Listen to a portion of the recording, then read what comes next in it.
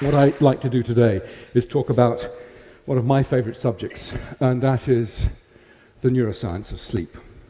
Now, there is a sound.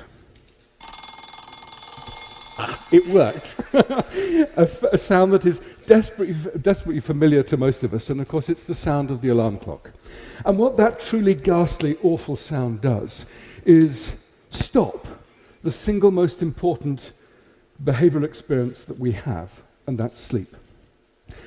If you're an average sort of person, 36% of your life will be spent asleep, which means that if you live to 90, then 32 years will have been spent entirely asleep. Now, what that 32 years is telling us, that sleep at some level is important. And yet for most of us, we don't give sleep a second thought. We throw it away. We really just don't think about sleep. And so what I'd like to do today is change your views, change your ideas and your thoughts about sleep. And the journey that I want to take you on, we need to start by going back in time. Enjoy the honey-heavy dew of slumber. Any ideas who said that? Shakespeare's Julius Caesar. Yes, let me give you a few more quotes. O sleep, O gentle sleep, nature's soft nurse, how have I frighted thee? Shakespeare again from, I won't say it, the Scottish play. From the same time, sleep is the golden chain that ties health and our bodies together. Extremely prophetic, by Thomas Dekker, another Elizabethan dramatist. But if we jump forward 400 years, the tone about sleep changes somewhat. This is from Thomas Edison from the beginning of the 20th century. Sleep is a criminal waste of time and a heritage from our cave days. Bang! And if we also jump into the 1980s, some of you may remember that Margaret Thatcher was reported to have said, sleep is for wimps. And of course, the infamous, what was his name? The infamous Gordon Gekko from Wall Street said, money never sleeps. What do we do in the 20th century about sleep?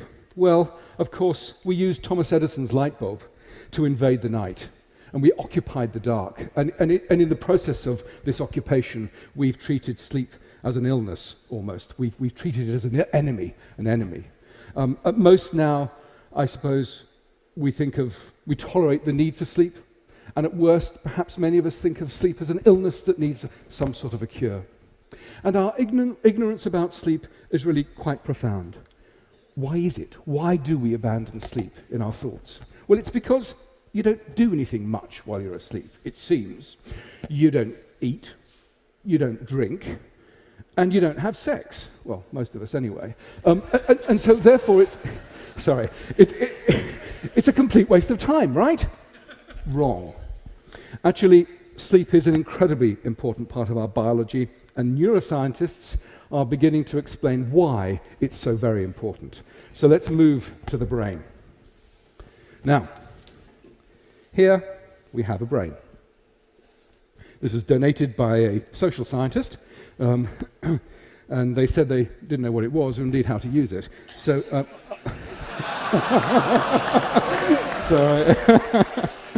so I borrowed it. I don't think they noticed. Okay. The point I'm trying to make is that when you're asleep, this thing doesn't shut down. In fact, some areas of the brain are actually more active during the sleep state than during the wake state. The other thing that's really important about sleep is that it doesn't arise from a single structure within the brain, but is to some extent a network property. And if we flip the brain on its back, I love this little bit of spinal cord here, this bit here is the hypothalamus.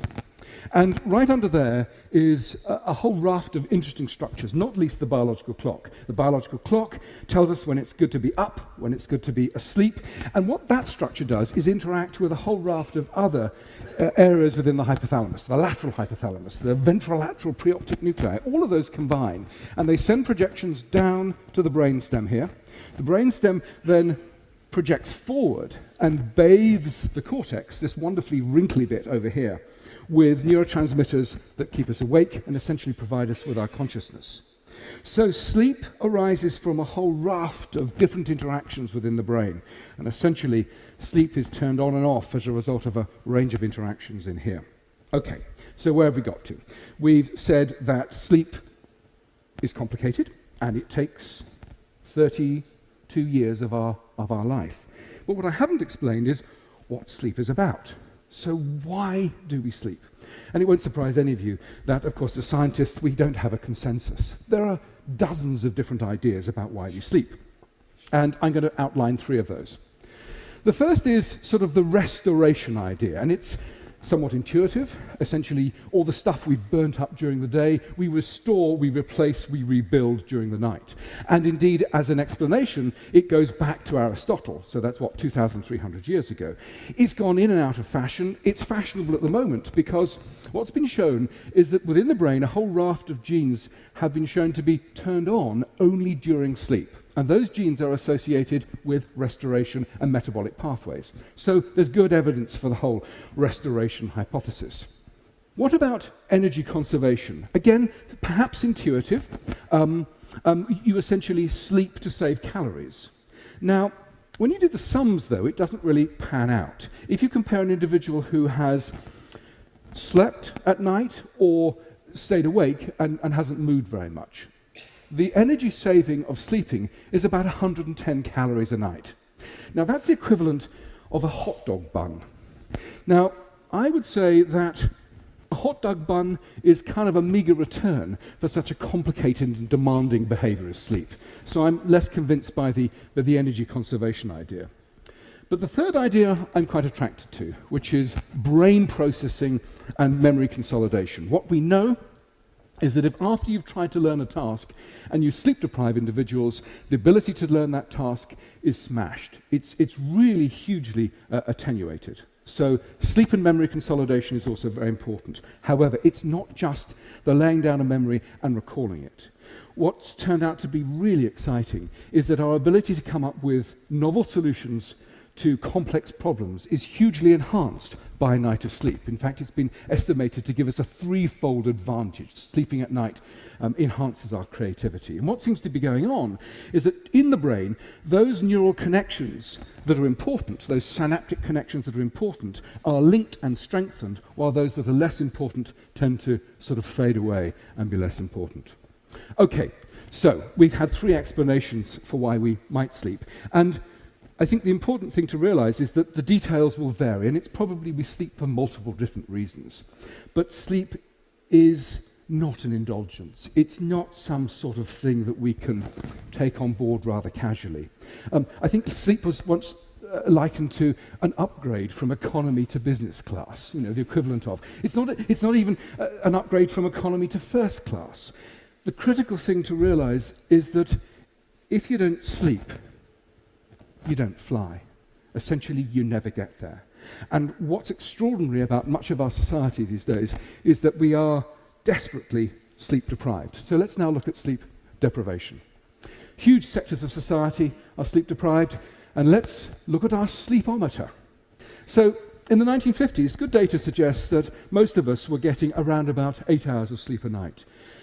Nowadays, we sleep 1.5 to 2 hours less every night. So we're in the sort of 6.5 hours every night league. For teenagers, it's worse, much worse. They need 9 hours for full brain performance, and many of them on a school night are only getting 5 hours of sleep. It's simply not enough. If we think about other sectors of society, the aged. If you are aged, then your ability to sleep in a single block is somewhat disrupted, and many sleep, again, less than 5 hours a night. Shift work is extraordinary. Perhaps 20% of the working population, and the body clock does not shift with the demands of working at night. It's locked onto the same light-dark cycle that the rest of us. So when the poor old shift worker is going home to try and sleep during the day, desperately tired, the body clock is saying, wake up. This is the time to be awake. So the quality of sleep that you get as a night shift worker is usually very poor, again, in that sort of 5-hour region. And then, of course, tens of millions of people suffer from jet lag. So who here has jet lag? Well, my goodness gracious. Well, thank you very much indeed for not falling asleep, because that's what your brain is craving. One of the things that the brain does is indulge in microsleeps, this involuntary falling asleep, and you have essentially no control over it. Now, microsleeps can be sort of somewhat embarrassing, but they can also be deadly. It's been estimated that 31% of drivers will fall asleep at the wheel at least once in their life. And in the US, the statistics are pretty good. 100,000 accidents on the freeway have been associated with tiredness, loss of vigilance, and falling asleep. 100,000 a year is extraordinary. At another level of terror, we dip into the tragic accidents at Chernobyl and indeed the Space Shuttle Challenger, which was so tragically lost. And in the investigations that followed those disasters, poor judgment as a result of extended shift work and loss of vigilance and tiredness was attributed to be a big chunk of those disasters. So, when you're tired and you lack sleep, you have poor memory, you have poor creativity, you have increased impulsiveness, and you have overall poor judgment. But my friends, it's so much worse than that. If you are a tired brain, the brain is craving things to make it up. So drugs, stimulants, caffeine represents the stimulant of choice across much of the Western world. Much of the day is fueled by caffeine, and if you're a really naughty, tired brain, nicotine. And of course, you're fueling the waking state with these stimulants, and then of course it gets to 11 o'clock at night, and the brain says to itself, well actually I need to be asleep fairly shortly. What do we do about that when I'm feeling completely wired? Well, of course you then resort to alcohol. Now alcohol, short term, once or twice to use to mildly sedate you, can be very useful. It can actually ease the sleep transition. But what you must be so aware of is that alcohol doesn't provide sleep, a biological mimic for sleep. It sedates you. So it actually harms some of those neural processing that's going on during memory consolidation and memory recall. So it's a short-term acute measure, but for goodness sake, don't become addicted to alcohol as a way of getting to sleep every night. Another connection between loss of sleep is weight gain. If you sleep around about 5 hours of less every night, then you have a 50% likelihood of being obese. What's the connection here? Well, sleep loss seems to give rise to the release of the hormone ghrelin, the hunger hormone. Ghrelin is released, it gets to the brain says, I need carbohydrates. And what it does is seek out carbohydrates, and particularly sugars. So there's our link between tiredness and the metabolic predisposition for weight gain. Stress. Tired people are massively stressed. And one of the things of stress, of course, is loss of memory, which is what I'm sort of just then had a little lapse of. But stress is so much more. So if you're acutely stressed, not a great problem, but it's sustained stress associated with sleep loss that's the problem. So sustained stress leads to suppressed immunity, and so tired people tend to have higher rates of overall infection, and there's some very good studies showing that shift workers, for example, have higher rates of cancer. Increased levels of stress throw glucose into the circulation. Glucose becomes a dominant part of the vasculature and essentially you become glucose intolerant, therefore diabetes too. Stress increases cardiovascular disease as a result of raising blood pressure. So there's a whole raft of things associated with sleep loss that are more than just a mildly impaired brain, which is where I think most people think that sleep loss resides. So at this point in the talk, this is a nice time to think, well, do you think on the whole I'm getting enough sleep? So quick show of hands. Who feels that they're getting enough sleep here? Oh, well, that's pretty impressive. Good, we'll talk more about that later, about what your tips. So most of us, of course, ask the question, well, how do I know whether I'm getting enough sleep? Well, it's not rocket science. If you need an alarm clock to get you out of bed in the morning, if you are taking a long time to get up, if you need lots of stimulants, if you're grumpy, if you're irritable, if you're told by your work colleagues that you're looking tired and irritable, chances are you are sleep deprived. Listen to them. Listen to yourself. What do you do? Well, and this is slightly offensive, sleep for dummies. Make your bedroom a haven for sleep. The first critical thing is make it as dark as you possibly can, and also make it slightly cool. Very important. Actually, reduce your amount of light exposure at least half an hour before you go to bed. Light increases levels of alertness and will delay sleep. What's the last thing that most of us do before we go to bed? We stand in a massively lit bathroom with looking into the mirror, cleaning our teeth. It's the worst thing we could possibly do before we went to sleep. Turn off those mobile phones, turn off those computers, turn off all of those things that are also going to excite the brain. Try not to drink caffeine too late in the day. Ideally, not after lunch. Now, we said about reducing light exposure before you go to bed, but light exposure in the morning is very good at setting the biological clock to the light-dark cycle, so seek out morning light. Basically, listen to yourself. Wind down. Do those sorts of things that you know are going to ease you off into the honey-heavy dew of slumber. Okay, that's some facts. What about some myths? Teenagers are lazy. No.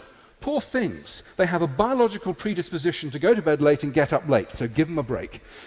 We need 8 hours of sleep a night. That's an average. Some people need more, some people need less. And what you need to do is listen to your body. Do you need that much or do you need more? That's simple as that. Old people need less sleep. Not true. The sleep demands of the aged do not go down.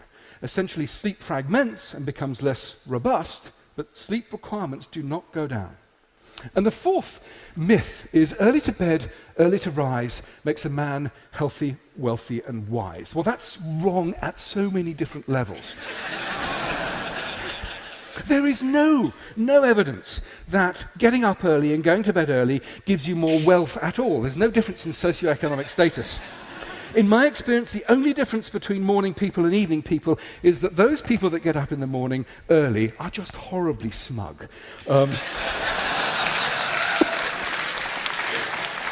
Okay, so for the last part, the last few minutes, what I want to do is change gears and talk about some really new and breaking areas of neuroscience, which is the association between mental health, mental illness, and sleep disruption. We've known for 130 years that in severe mental illness, there is always sleep disruption. But it's been largely ignored. In the 1970s, when people started to think about this again, they said, yes, well, of course you have sleep disruption in schizophrenia because they're on antipsychotics. It's the antipsychotics causing the sleep problems, ignoring the fact that for 100 years previously, sleep disruption had been reported before antipsychotics. So what's going on? Lots of groups, several groups, are studying conditions like depression, schizophrenia, and bipolar, and what's going on in terms of sleep disruption. We have a big study, which we published last year, on schizophrenia, and the data were quite extraordinary. In those individuals with schizophrenia, much of the time they were awake during the night phase, and then they were asleep during the day. Other groups showed no 24-hour patterns whatsoever. Their sleep was absolutely smashed, and some had no ability to regulate their sleep by the light-dark cycle. They were getting up later and later and later and later each night. It was smashed. So what's going on? And the really exciting news is that mental illness and sleep are not simply associated, but they are physically linked within the brain. The neural networks that predispose you to normal sleep give you normal sleep, and those that give you normal mental health are overlapping. And what's the evidence for that? Well, genes that have been shown to be very important in the generation of normal sleep, when mutated, when changed, also predispose individuals to mental health problems.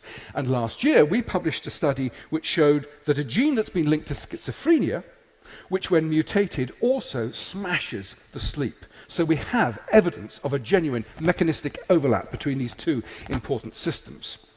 Other work flowed from these studies. The first was that sleep disruption actually precedes certain types of mental illness. And we've shown that in those young individuals who are at high risk of developing bipolar disorder, they already have a sleep abnormality prior to any clinical diagnosis of bipolar. The other bit of data was that sleep disruption may actually exacerbate, make worse the mental illness state. My colleague Dan Freeman has used a range of agents which have stabilized sleep and reduced levels of paranoia in those individuals by 50%. So, what have we got? We've got in these connections some really exciting things. in terms of the neuroscience, by understanding the neuroscience of these two systems, we're really beginning to understand how both sleep and mental illness are generated and regulated within the brain. The second area is that if we can use sleep and sleep disruption as an early warning signal, then we have the chance of going in. If we know that these individuals are vulnerable, early intervention then becomes possible. And the third, which I think is the most exciting, is that we can think of the sleep centers within the brain as a new therapeutic target. Stabilize sleep in those individuals who are vulnerable. We can certainly make them healthier, but also alleviate some of the appalling symptoms of mental illness. So let me just finish. What I started by saying is, take sleep seriously. Our attitudes towards sleep are so very different from a pre-industrial age, when we were almost wrapped in a duvet. We used to understand intuitively the importance of sleep. And this isn't some sort of crystal-waving nonsense. This is a pragmatic response to good health. If you have good sleep, it increases your concentration, attention, decision-making, creativity, social skills, health. If you get sleep, it reduces your mood changes, your stress, your levels of anger, your impulsivity, and your tendency to drink and take drugs. And we finished by saying that an understanding of the neuroscience of sleep is really informing the way we think about some of the causes of mental illness, and indeed is providing us new ways to treat these incredibly debilitating conditions. Jim Butcher, the fantasy writer, said, "Sleep is God, go worship." And I can only recommend that you do the same. Thank you for your attention.